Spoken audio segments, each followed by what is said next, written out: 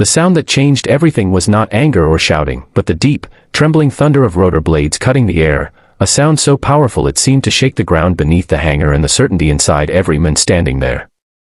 Just moments earlier, a tired mechanic had stood with grease on his hands and fear in his chest as his job was taken from him without mercy.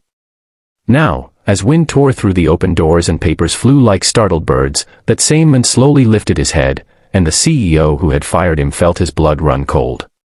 If you believe in kindness, second chances, and the idea that no good deed or sacrifice is ever truly forgotten, take a moment to like this video, comment where you're watching from, share it with someone who needs hope today, and subscribe to Everyday Heroes for stories that remind us what humanity still means. Daniel Carter had been a mechanic for most of his life, the kind of man who fixed broken things quietly and never asked for praise. His mornings began before sunrise, his hands already worn before most people finished their first cup of coffee. He worked in a massive private aviation facility owned by a powerful corporation, one run with sharp suits, polished floors, and executives who never noticed the men who kept their machines alive. Daniel noticed everything, though. He noticed the strange vibration in a turbine before a sensor flagged it. He noticed fuel inconsistencies others dismissed. He noticed problems early, because that was how he survived both at work and at home. At home, survival had a different meaning. Daniel was a single father raising his 8-year-old son, Noah, after losing his wife to illness years earlier. Every decision he made passed through the quiet filter of that little boy's future. The late shifts, the overtime, the silence when he was treated as invisible, all of it was worth it if Noah could sleep peacefully at night believing his father would always come home. The day Daniel was fired began like any other, except the air felt heavier, like a storm gathering without clouds.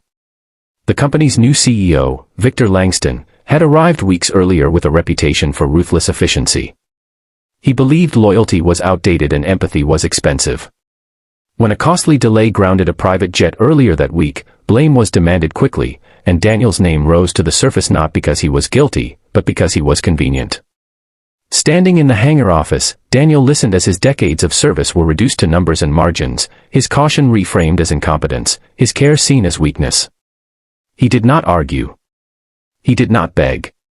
He thought of Noah's school shoes that needed replacing, of the rent due in 10 days, of the promise he had made at bedtime just the night before that everything would be okay. He nodded, signed the papers with a steady hand, and walked out carrying a small box that held his life in tools and memories.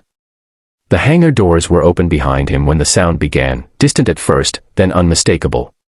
A military helicopter descended with purpose, its presence raw and overwhelming in a place meant for corporate jets and polished wealth. Workers froze. Executives stepped back. Victor Langston turned, irritation twisting into confusion as the aircraft settled just outside, the wind from its blades ripping through his tailored composure. From the helicopter emerged uniformed Navy officers moving with calm authority, their boots hitting concrete with intent. One of them stepped forward, scanning the stunned faces, then spoke a name that had not been used in decades, a name Daniel Carter had buried beneath oil-stained coveralls and ordinary survival. The sound of it echoed louder than the rotors, and Daniel felt his chest tighten as memories long locked away surged back. Victor watched the mechanic he had just fired stop mid-step, his shoulders stiffening as if called from another life. Confusion flickered into something darker as the officer approached Daniel directly, addressing him with respect that did not belong to a man who had been dismissed minutes earlier. Around them, the world seemed to tilt, power rearranging itself in silence. Years ago, before Daniel was a father, before he was a mechanic, he had been something else entirely. He had served in the Navy under a classified unit specializing in aviation recovery and emergency extraction. His skill with machines had once saved lives under fire, his calm under pressure the reason others made it home. But after a mission that went wrong, one that cost him friends and left scars no one could see, Daniel walked away. He chose anonymity. He chose peace. He chose a life where the loudest sound was a broken engine, not incoming danger. The Navy had respected his choice, until they needed him again. A critical aircraft prototype had developed a fault mid-transport, one so subtle that only someone with Daniel's exact experience could diagnose it before disaster struck. Every sensor read normal. Every executive-approved engineer signed off. But Daniel, in his final week at the hangar, had noticed the same vibration pattern from years ago, the kind that did not fail immediately, only when it mattered most. He had tried to report it. The warning was ignored. Now, standing beneath spinning blades and stunned stares, Daniel understood why they had come. He also understood the risk. If he stepped back into that world, there would be no half measures. But he thought of Noah, of the lesson he wanted his son to learn about responsibility and courage, about doing the right thing even when no one thanks you for it. Victor Langston watched as the officers spoke to Daniel with urgency and respect, piecing together fragments of a story that did not fit the narrative he believed in. The men he had dismissed as disposable was being treated as essential. The mechanic dad he had fired was being asked to save something far larger than profit.